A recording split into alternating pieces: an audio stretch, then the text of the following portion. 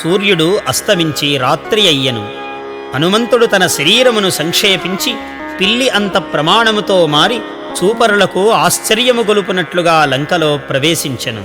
అక్కడ మహాప్రాసాద సముదాయములతో, బంగారు స్తంభములతో, 7-8 అంతస్తులు గల మేడలతో గంధర్వనగరము వలె వైడూర్య మణి ఖచితములై ముత్యములతో కాంచన చిత్ర గృహద్వార తోరణములతో అలరారు లంకా మహాపురమును చూచి ఇంత అందమైనదను సంతోషము ఒకవైపు, ఇంతటి లంకలో సీతను ఎట్లా వెదుకవలెను, ఈ లంకను ఎట్లు జయించవలెను అను విషాదము ఒకవైపు పొందెను.